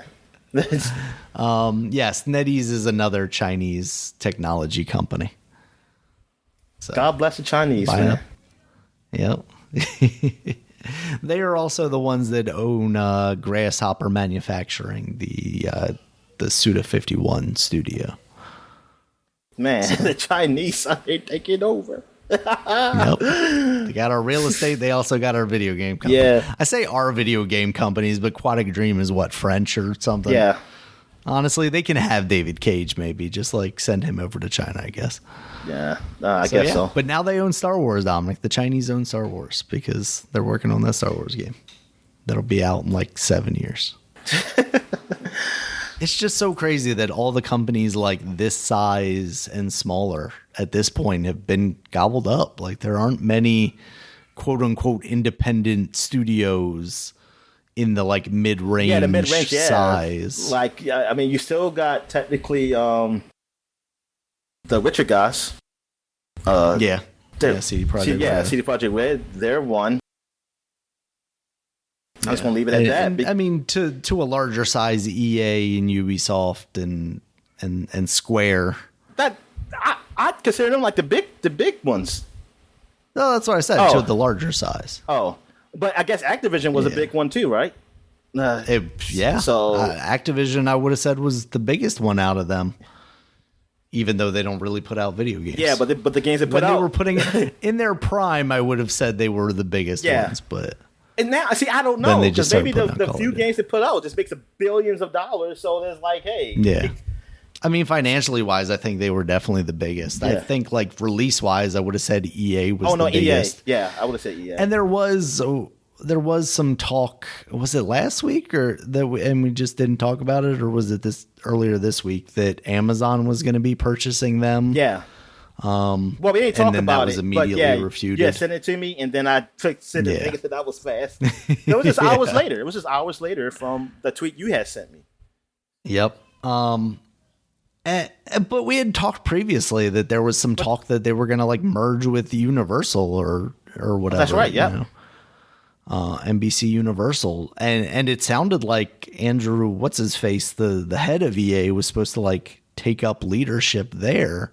So it's kind of weird to think that EA would be the bigger party in a Universal merger. But there's still been like rumors going around that they're looking for someone to merge with and even as far as like maybe getting a Disney involved, but I don't think Disney's looking to make video games anymore. I think they've moved away from that. They'll happily pay someone to make a video game or rather charge them to use their license, I guess is probably how it works more.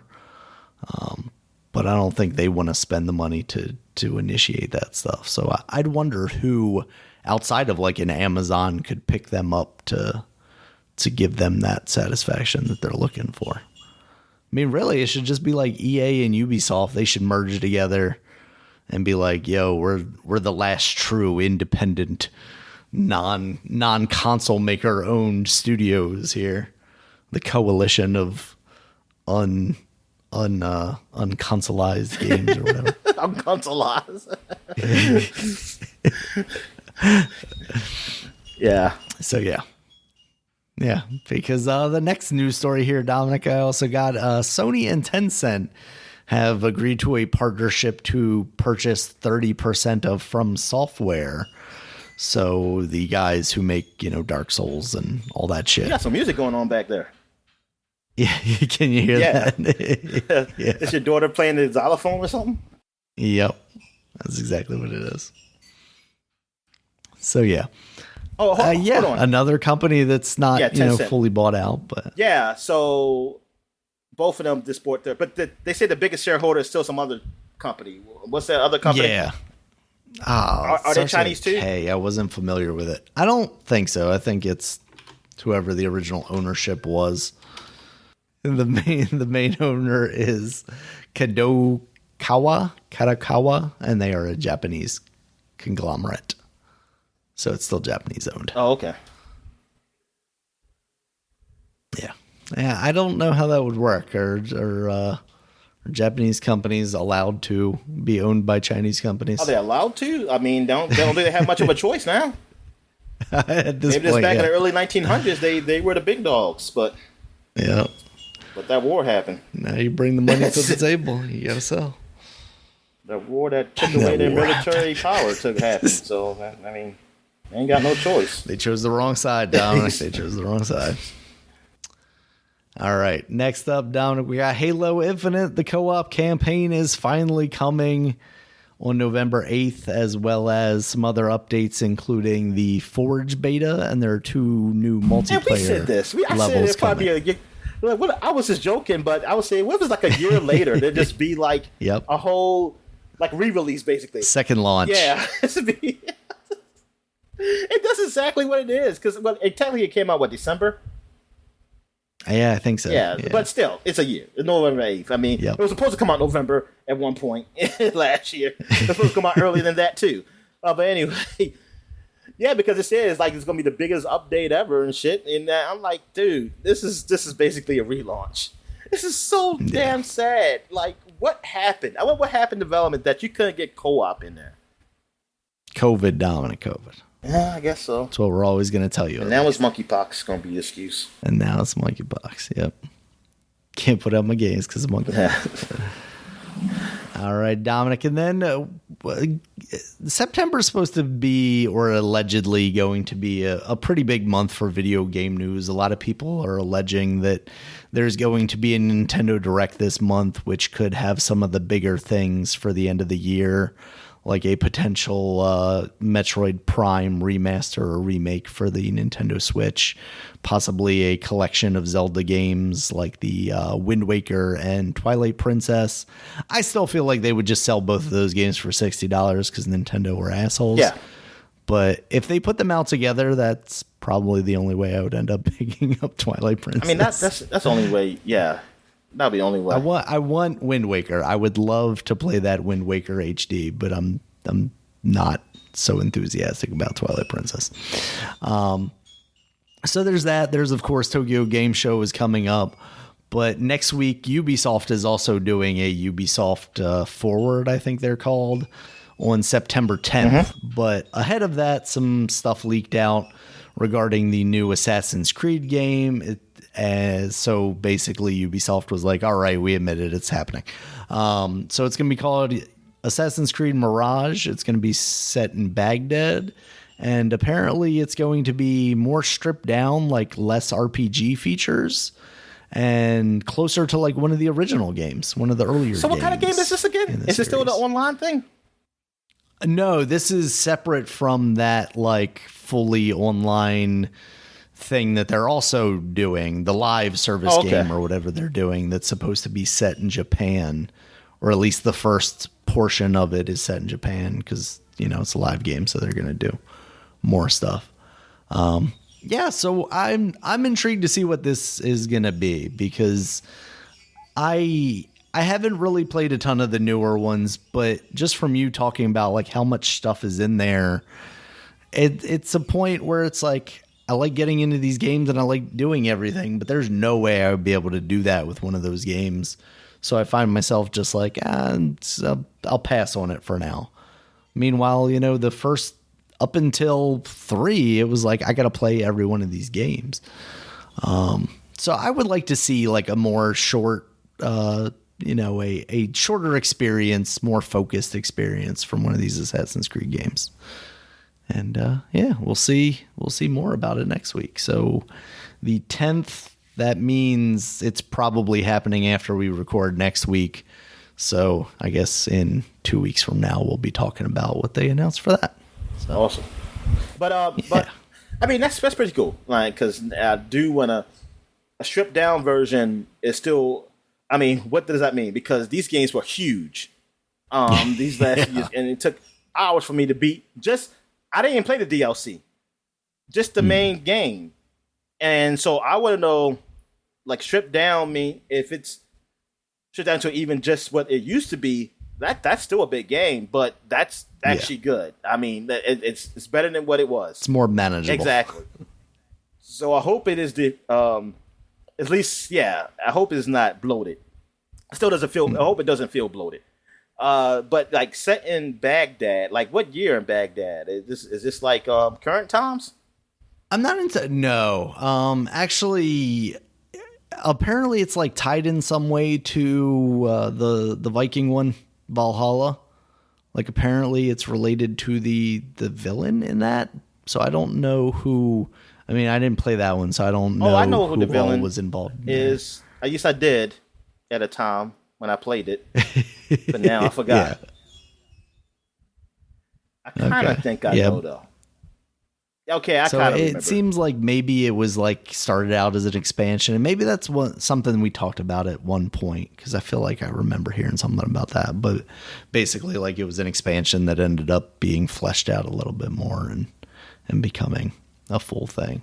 But yeah, so we'll see how that goes in a couple of days. I'm excited for November gaming news. Yeah, because they're also next weekend, I think, is D23, the Disney stuff, where they're going to have video game stuff like the Amy Hennig game. Just have Assassin's Creed, the Zulu tribe, something or something somewhere in Africa. They should do that. They probably should, but also maybe they just don't have the team to like. That's okay. Handle that appropriately. You can go ahead. Hollywood does. Why not? Yeah, exactly. Yeah. Do Wakanda. Let's make up this bit of made up city or make up city. Like don't forget, Dominic, that Black Panther game is being made. So that's allegedly, right. So yeah. But they could just do that, like get like be on the backs, like just carry, like just do something off what they do. If it comes good, just do that. I wonder if we see like a Black Panther game that succeeds, do we see like more Wakanda-esque games, or do we just go, oh, okay, that's a comic book game, so of course that's gonna have been popular, you know? Yeah. I wonder what direction. Because I don't say. I mean, I'm just jokingly saying that with the Assassin's Creed, because I don't see a way you do it and it works. Like I just don't see it.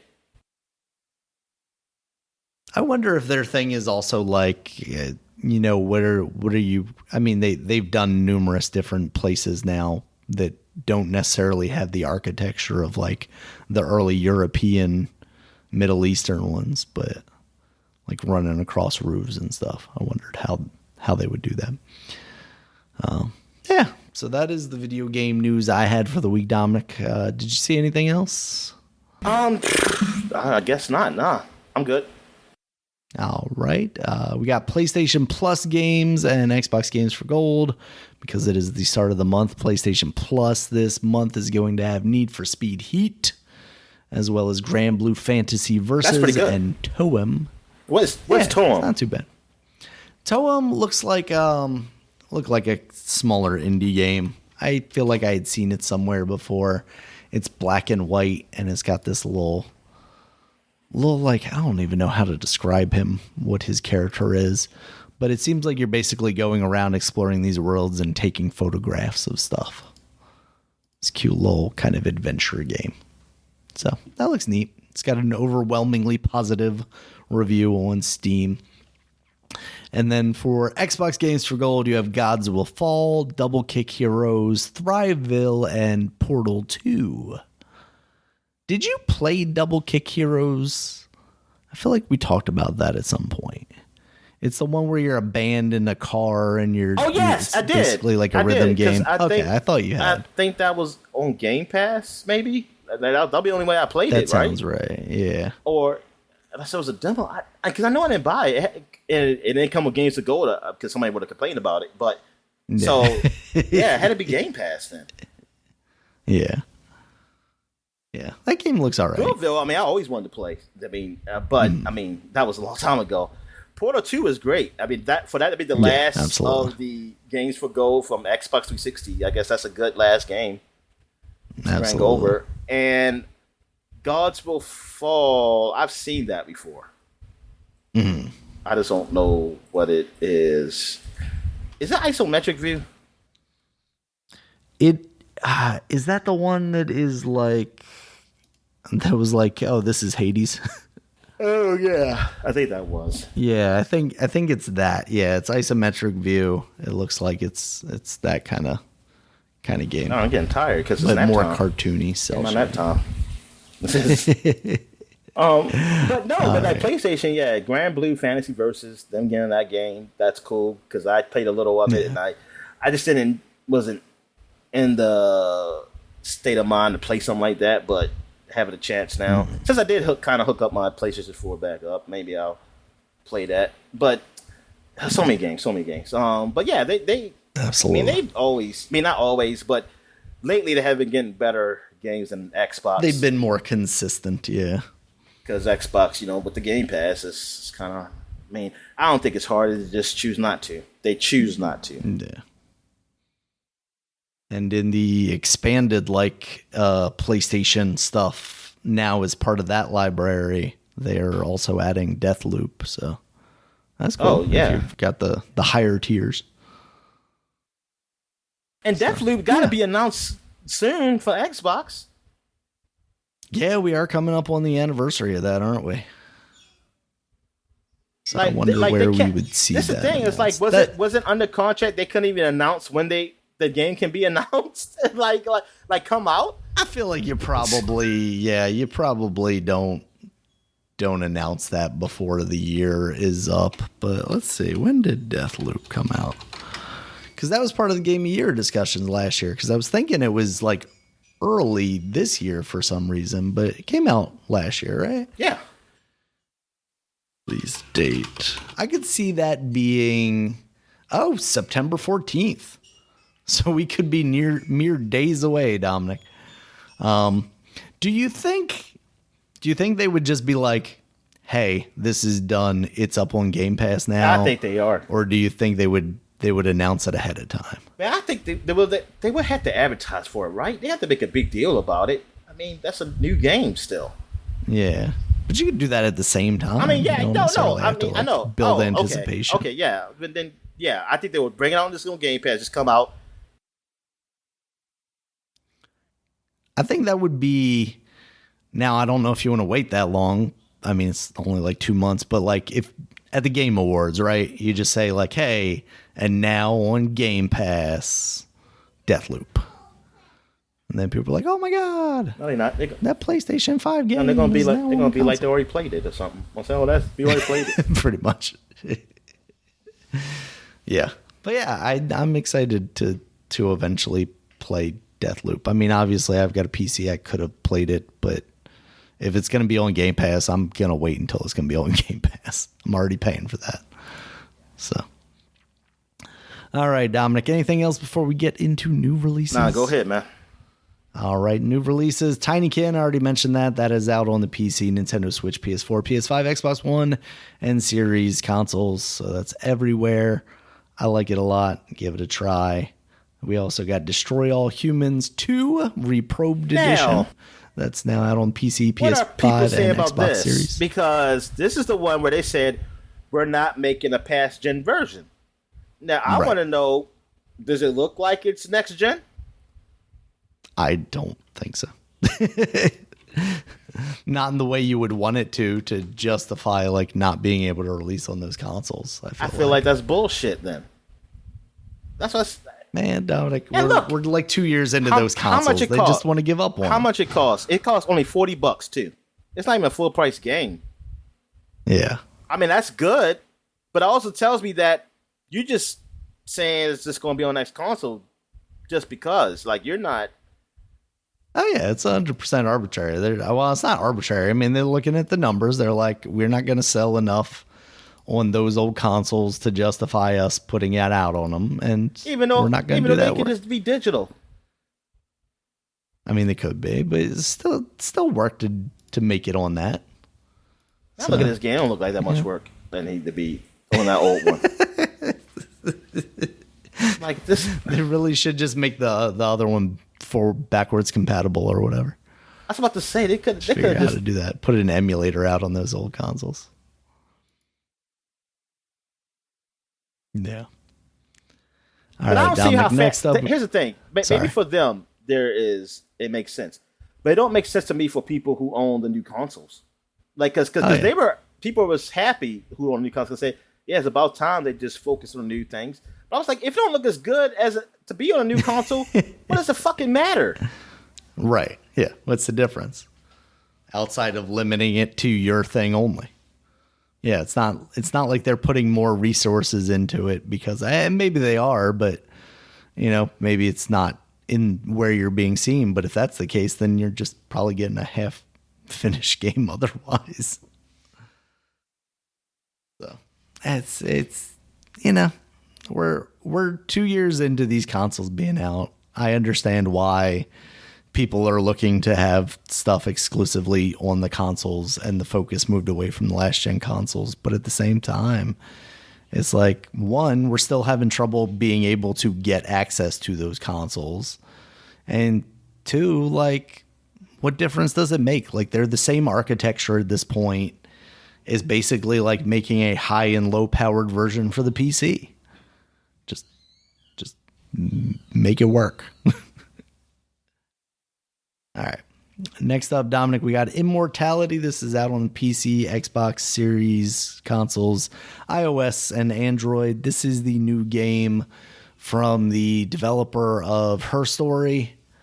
I forget his name right now because I am silly. But it's another one of those style FMV kind of games, Sam Barlow, where you're taking pieces of a video and trying to puzzle them together to solve this mystery, basically.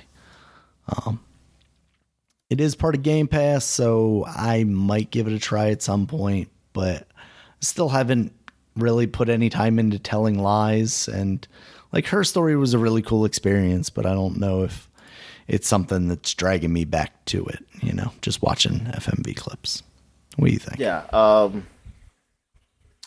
I'm sorry, Daniel. I wasn't paying attention. I was reading the review on Destroy All Humans. I was trying to see if it was good. What game are we talking about? Did they say it's bad? Yeah. Yes. Immortality. The new Sam Barlow game. Wait a minute. Sam Barlow? Who's Sam Barlow?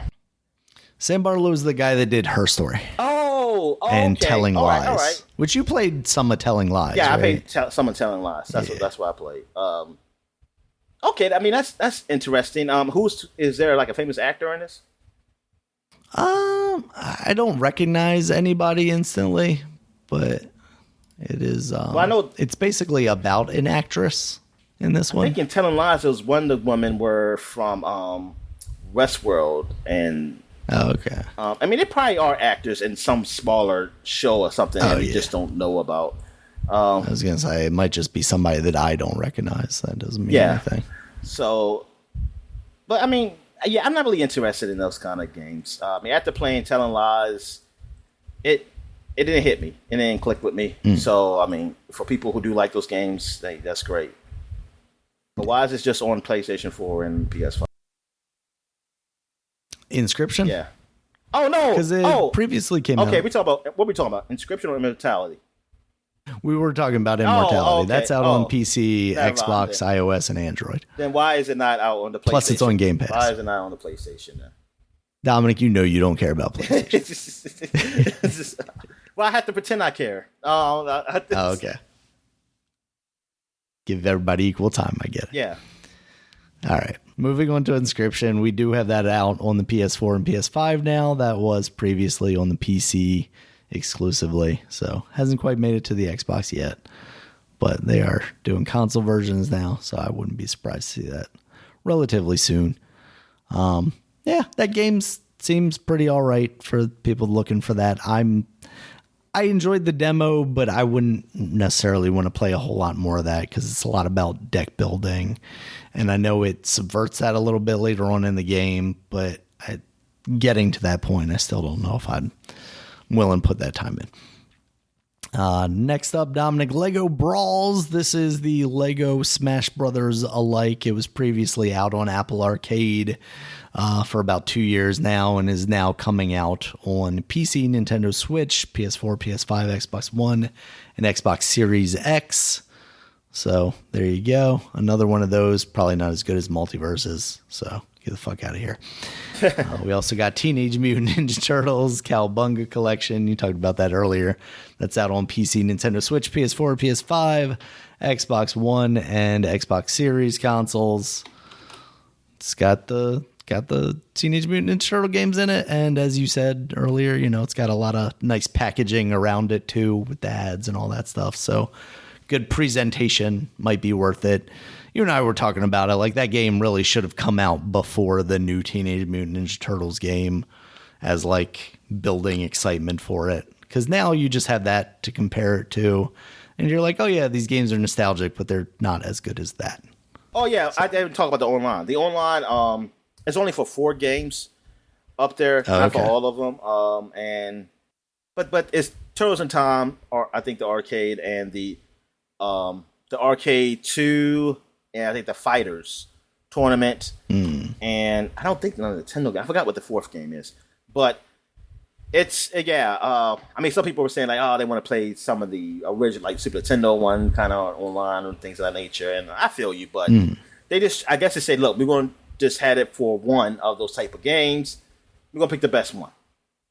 And the best one is arcade version of each of those games, instead of playing the console one. So I kind of understand. Man, I wish it was all of them you could just play online, just like some of the Nintendo games do, now on the Nintendo online service. Online pass. Yeah. But, hey, I mean, this is better.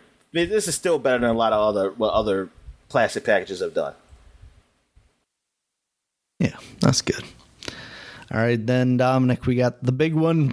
We got The Last of Us Part 1 for the PS5. Okay.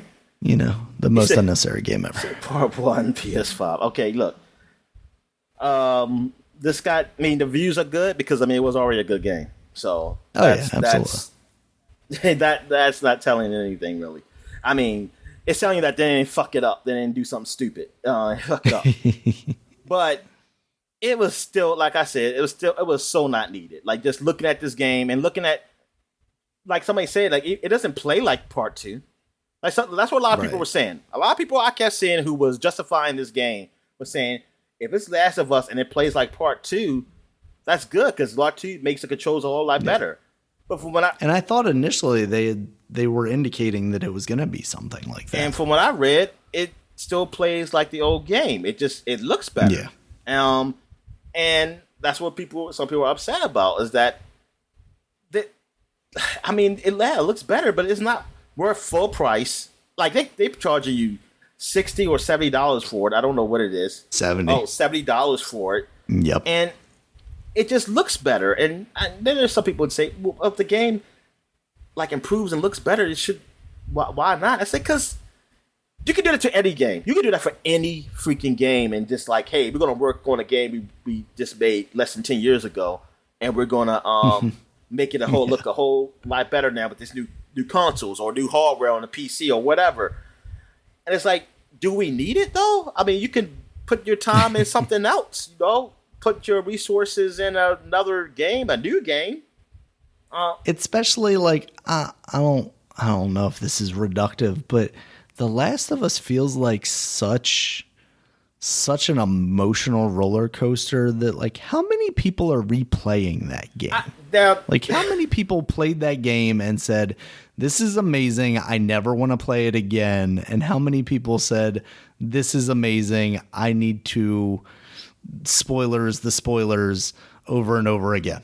Yeah, see, I mean that's what I always said about Naughty Dog games. For me, yeah, the gameplay wasn't there. That it was a story. So I would have to spend a lot of time having not played the game in a while for me to play it again. It would have to be like a long while because the gameplay is what like, man, I'm gonna come back and do this shooting and Uncharted, and yeah. Or Last of Us is like, yeah, it's like it's so draining, and I mean it's a stealth type of game. Now some people like the gameplay. See, I didn't, so I definitely want to come back for the gameplay. And the story is something that's it's not a story I want to keep looking at, like seeing. I think I'm good. Now in old Naughty Dog games like Crash Bandicoot or Jack and Daxter, yeah, I didn't mind going back playing them again. I mean, because they were more about the gameplay than the story. Yeah. So, yeah, they went a different route, which is not bad, but it's just, yeah, for certain people, I always wonder, like, replayability with these games is different. Because, like, I look at Gears. Gears has a decent story. It's not like Uncharted or Last of Us, but it's good enough. Yeah. But the gameplay was good. That's why I didn't mind playing like my friends over again, because the actual shooting was good and doing all the gameplay elements of the game was good. Halo, the story sucks, but the gameplay is that's what it is, man. It's just the gameplay. It's the multiplayer and stuff with that, and like the shooting is great, and so you don't mind going through that stupid story because you just like shooting the aliens and everything. I mean, it's a lot of games like that, but like with Uncharted, and I think that's why even with God of War, the new God of War, anyway. I've been wanting to say I'm gonna go back, but then I just don't, because I still remember the story, and it's like the story was much bigger than the gameplay. Even though I enjoyed the gameplay more than what I did in Uncharted, I did like it, but it was so story driven that it was like I have to take a step back. Like while in the old God of War, it was so gameplay focused more so than the story. And the story was good, but it was so it was in a different way that I didn't mind, like, hey, doing a new game plus or something like right away. Like I played it again right away. I didn't mind doing that. It's just the type of games those games are with Sony that they're good. I mean, except for Ratchet and Clank is different. Like I think that's replayability. Is with that game, but the other games are so much focused on story that I look at it almost like a movie. I don't now some movies, but movies, it's a movie that takes about 18 hours or 20 hours to watch though. So that's a lot of time. While at the movie I did like and I wanted to see it again, that's only at the most 2 hours. Or 2 hours, or it's just like a long Marvel, 2.5 hours, but it's shorter. It's a much shorter time. So it's hard for me to just say like I'm gonna go back and play this game because like it's too long, and I want to have some time to do other things. That's it with me. This type of games. It's not the same as back in the day with some of these games that were story driven because the gameplay elements were what kept me going. Like Metal Gear Solid. There were so many different ways you could go about a stage. There wasn't one way to do it. So even though it was a lot of cutscenes of story, excuse me, the gameplay was kind of open. You can go and shooting your way out of shit. Even though it's a little harder. Or you can do stealth and you can do it different ways. Like, hey, I want to hide this guy in the locker room this time, or I want to get this guy, hide him somewhere else, or do something. Play with this guy and like keep fucking with him or something like that. It was just so open. These games aren't like that. Now I know. I mean, yeah, you could go like, oh, I can do a different way to shoot somebody on Uncharted, but it's not much you can do different than that game. I mean, I say what Last of Us is probably a little more open, the way you can go about a stage to like stealthy, but it's not like a fun way. I don't know. It doesn't seem a way like I want to play a whole game to do that over again. It's never got that feeling for me. I mean, so what do you say about that? For me, it's weird because it's a game that I've never beaten, so I'm I wouldn't be against going back and playing it. Now, $70 and upgraded graphics, I don't know if that's necessary. They just released I say just, but they released the PS4 version of that game.